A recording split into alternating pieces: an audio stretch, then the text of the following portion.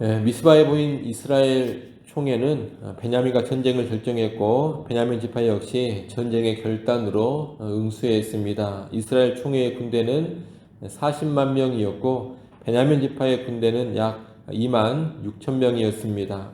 40만 대 2만 6천의 싸움이니 이스라엘 총회의 입장에서는 결코 패배할 수 없는 그런 전쟁이었습니다. 이스라엘 입장에서는 또 악을 제거한다는 전쟁의 정당성에 대한 자기 나름의 확신도 있었습니다.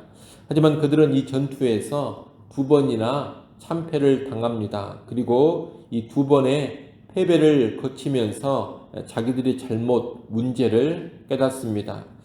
베냐민을 자기들의 동족, 형제로 온전히 보지 못한 점, 그리고 자기들 임의로 전쟁을 결정하고 수행했던 점 등을 깨달은 것입니다.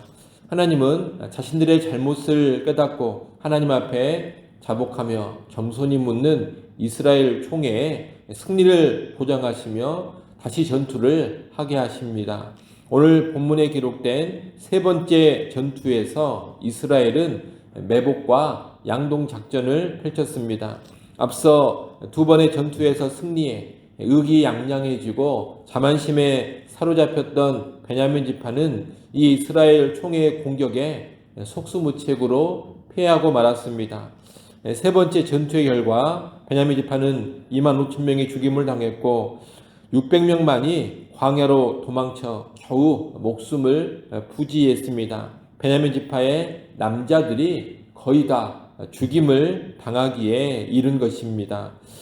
결국 세 번의 전투로 이 전쟁 자체는 마무리가 되었는데 여러분 그 피해상을 한번 보십시오. 이스라엘 연합군은 최소 4만 명 이상이 죽었습니다. 또 베냐민 지파는 2만 5천 명 이상이 죽었습니다. 여러분 이 전쟁이 시작된 계기가 무엇입니까? 신실하지도 않은 한 레인의 선동과 불량배 몇 사람을 처단하기 위해서 시작된 일이었습니다. 그런데 그 일의 처리 과정이 미숙해서 이스라엘 동족 간의 내전으로 확대가 됐습니다. 그리고 결국 몇몇 명이 죽어나가는 아주 비참한 결과를 초래한 겁니다. 여러분 이 전쟁에 진정한 승자가 있겠습니까? 이스라엘은 자기 땅의 정의를 앞세우고 베냐민 지파는 자기 혈족에 대한 사랑과 정을 앞세웠습니다. 이 싸움은 이스라엘 전체의 유익과는 전혀 상관이 없는 그런 전쟁이었습니다. 결국 둘 다 의미 없는 전쟁을 치르고 양쪽 모두 아주 큰 피해를 받습니다. 실상 둘 모두 피해자입니다. 사실 이렇게 되지 않아도 될 일이었습니다. 하지만 결과적으로 둘 모두 큰 상처만 입고 말았습니다. 정말로 안타까운 일이 이스라엘 안에 일어난 겁니다. 그런데 안타까운 것은 오늘날 교회에도 이와 유사한 일들이 벌어지곤 한다는 겁니다. 몇 사람이 연루된 작은 일로 초기에 잘 처리만 했으면 큰 문제 없이 끝날 일들이 걷잡을 수 없는 사태로 번지는 그런 경우가 교회 안에 종종 있습니다.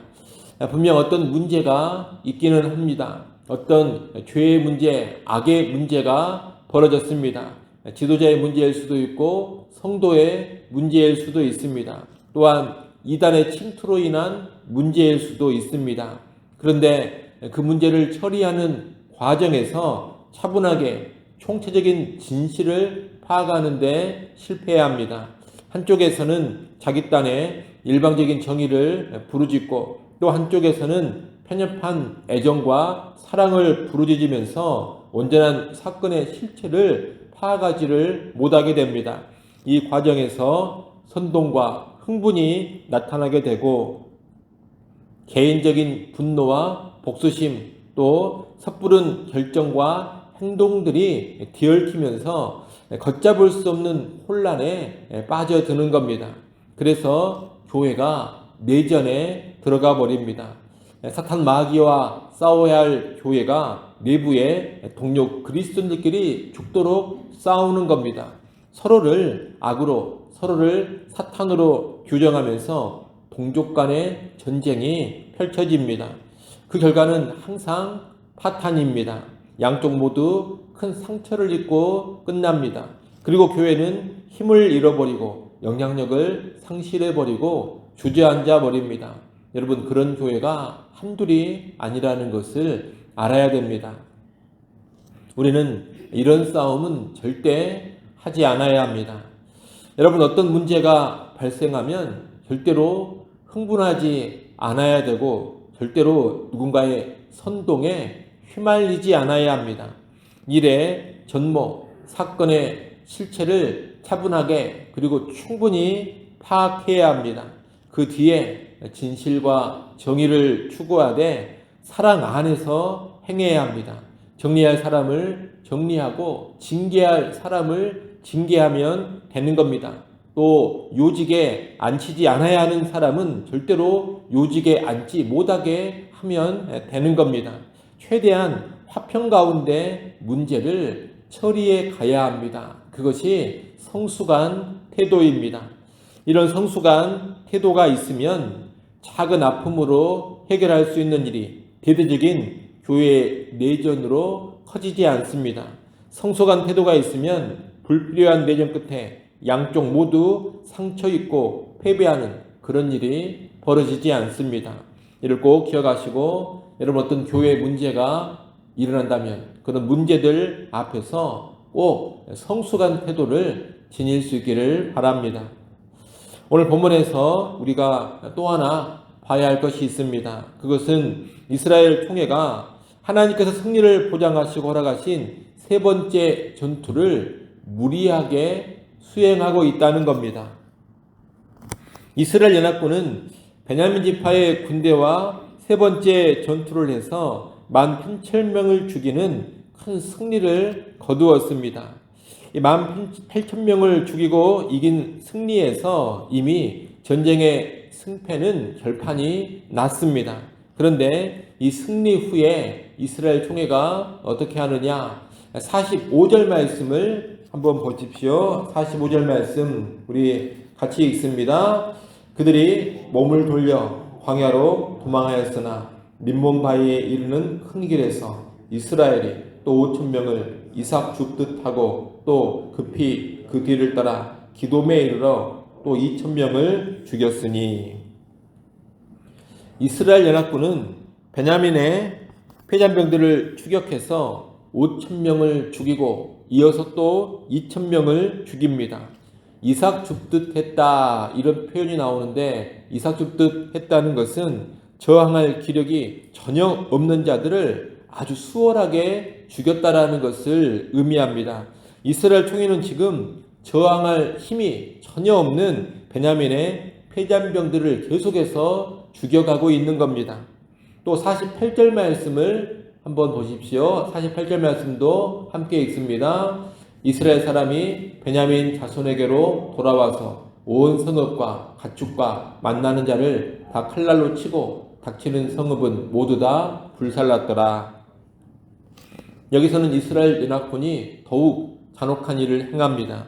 이스라엘은 베냐민 지파에 성한 온 성읍들을 돌아다니면서 가축과 만나는 자를 다 칼날로 치고 성읍들을 불태워버렸습니다. 이것은 민간인에 대한 학살이며 잔혹한 복수입니다. 이렇게 군사들뿐만 아니라 민간인을 포함한 모든 사람과 가축까지 다 칼로 죽이고 성읍을 불태워버리는 것은 진멸 수준의 전쟁입니다. 하나님은 이런 진멸의 전쟁을 가나안 족속을 향해서만 명령하셨습니다. 그런데 이스라엘 총회는 지금 동족을 향한 전쟁을 진멸 전쟁으로 치르고 있습니다. 이것은 하나님의 뜻에 대한 큰 거역이 아닐 수가 없습니다. 동족을 향하여서 이렇게까지 나가면 결코 안 되는 일이었던 겁니다. 분명 이스라엘 총회는 베냐민 지파와 싸우라는 하나님의 명령을 받았고 승리의 보장도 받았습니다. 따라서 전쟁을 수행하는 이 자체는 결코 죄도 아니고 불순종이 아닙니다. 하지만 순종 가운데 또 다른 악과 불순종이 튀어나오고 있다는데 문제가 있는 겁니다. 얼마 전까지 이스라엘 총회는 베냐민 지파를 가리켜 우리의 형제라고 부르고 전쟁에 앞서 하나님의 뜻을 간절히 묻고 행했습니다.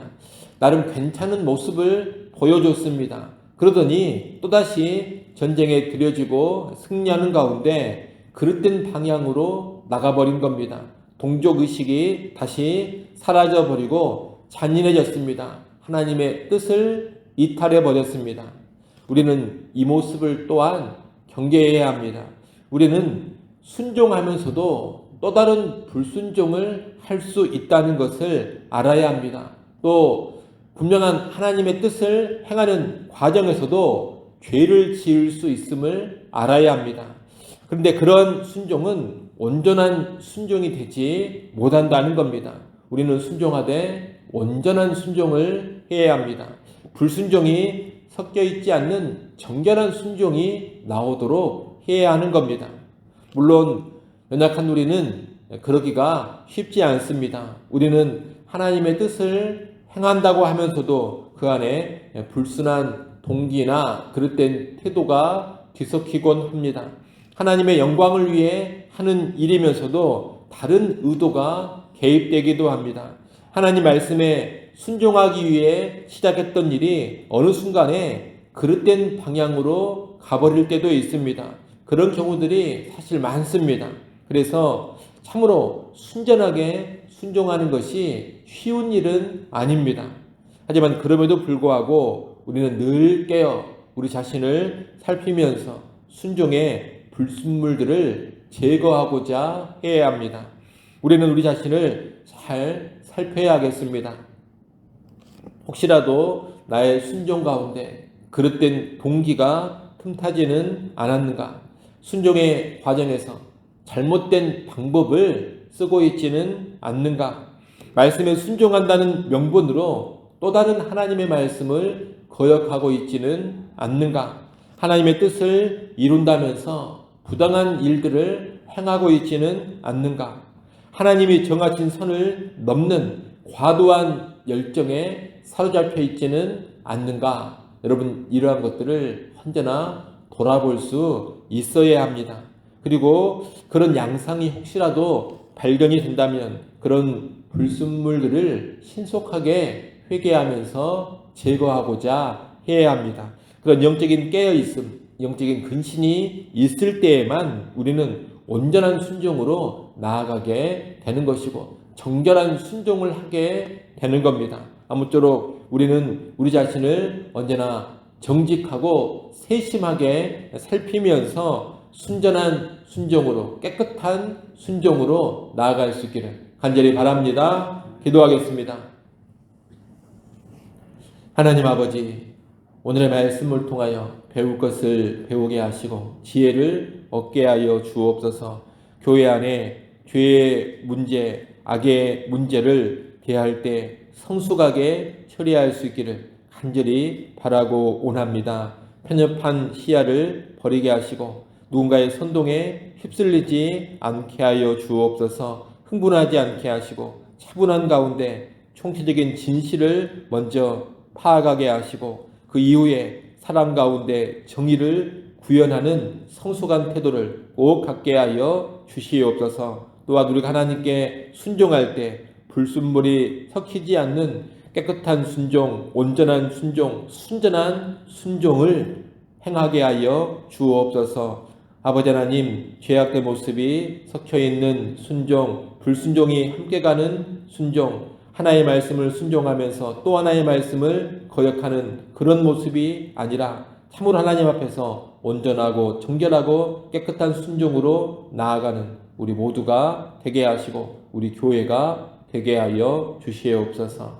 아버지 하나님, 이 시간 하나님 앞에 나와 간구합니다. 간구하는 죄 백성들을 긍휼히 여겨 주시옵소서. 우리의 짐을 대신 져주시는 하나님께 이 새벽 시간 모든 짐을 다 맡겨버리게 하시고 하늘의 평안 누릴 수 있기를 간절히 원합니다. 기도의 제목 들으시고 그거 비밀한 응답, 선하신 응답 허락하여 주옵소서. 오늘부터 이 초등부 여름 성경학교 시작됩니다. 하나님 아버지 함께하여 주시고 은혜롭게 진행되게 하시고 성령으로 말씀으로 충만케 하여 주옵소서. 예수님의 이름으로 기도드리옵나이다. 아멘.